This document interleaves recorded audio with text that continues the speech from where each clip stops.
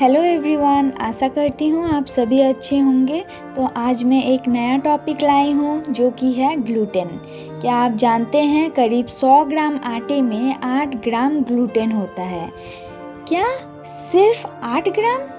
यह क्या ही बिगाड़ लेगा। तो चलिए जानते हैं ग्लूटेन क्या है, कैसे आया और क्या होता है। ग्लूटेन को अगर बायोलॉजिकली समझा जाए तो यह आमतौर पर गेहूं के दाने का भंडारण प्रोटीन को कहा जाता है।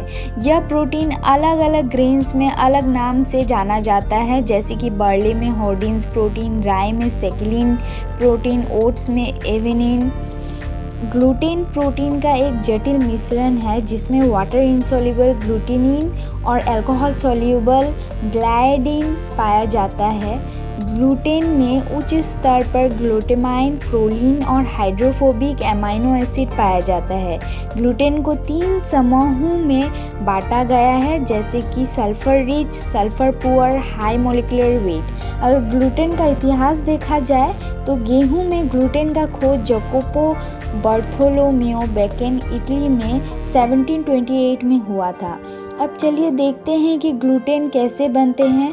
ग्लूटेन एंडोस्पर्म में पाया जाता है, जो कि बीजों में उत्पन्न होने वाला टिश्यू के लेयर होते हैं और यह अंकुरण के दौरान प्लांट्स के एम्ब्रायो को पोषण देते हैं।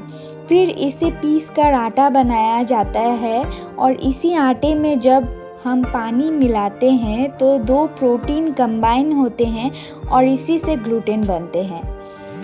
पानी के बिना ग्लूटेन नहीं बन सकता। इसके विपरीत देखा जाए तो सभी अनाजों में ग्लूटेन नहीं होता। ग्लूटेन उत्पादन की इलास्टिसिटी, वॉल्यूम और टेक्सचर को बनाए रखने में मदद करता है।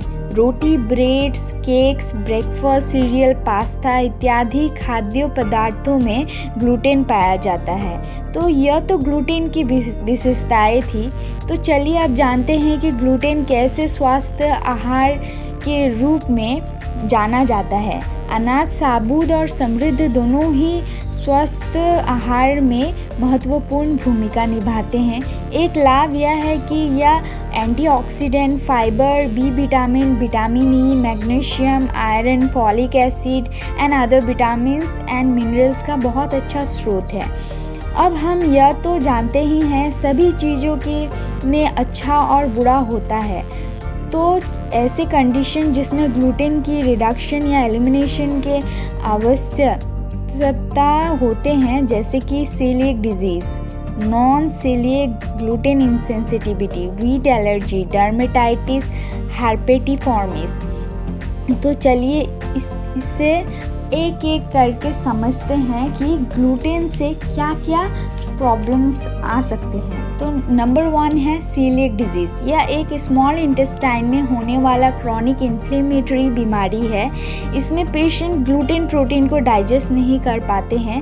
डाइजेस्टेड पेप्टाइड, जो कि ग्लूटेन प्रोटीन का एक भाग है, असामान्य इम्यून रिस्पॉन्स को सक्रिय कराने का कारण बनता है, जो कि हमारे स्मॉल इंटेस्टाइन के अंदरूनी परत को नुकसान पहुंचाता है, जहां भोजन एब्जॉर्ब होता है। स्मॉल इंटेस्टाइन क्षति के कारण carbohydrate, protein, fat, iron, calcium and vitamins को हमारा शरीर पूरे तरीके से एब्जॉर्ब नहीं कर पाते।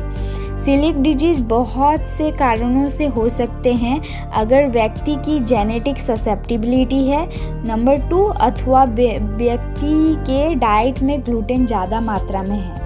अब सीलिएक डिजीज़ के अलावा भी बहुत सारे डिजीज़ हो सकते हैं, जैसे कि नॉन सीलिएक ग्लूटेन इंसेंसिटिविटी या इसे ग्लूटेन इंटॉलरेंस भी कहा जाता है। नंबर 3 है व्हीट एलर्जी। यह एलर्जी उस व्यक्ति को होता है जिससे एक या एक से अधिक प्रोटीन, जैसे कि एल्ब्यूमिन, ग्लूटेन, ग्लाइडिन, ग्लोब्यूलिन, जो कि आटे में पाए जाते हैं, उसे एलर्जी हो। 4th नंबर है डर्मेटाइटिस हर्पेटिफॉर्मिस। इसमें व्यक्ति को स्किन में रैशेस हो जाते हैं जब वो ग्लूटेन खाते हैं। यह ऑटो इम्यून रिस्पॉन्स के द्वारा स्किन में रेड इची रैशेस हो जाता है।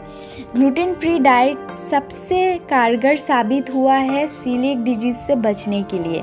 ग्लूटेन फ्री डाइट में ग्रेन्स जो कि अवॉइड कर सकते हैं, गेहूँ, सूजी, बरले, वर्मिसेली, ट्राइटिकल जो कि क्रॉस ब्रीड है गेहूँ और राई का। इसके विपरीत जो खा सकते हैं जैसे fruits and vegetable, rice, brown rice, corn, jowar, chestnut, flower, सिंघाड़ा, क्विनोआ, वाइल्ड राइस, बाजरा, रागी, रामदाना, सागो इत्यादि। चलिए कुछ मीथ भी देख लेते हैं ग्लूटेन के रिलेटेड।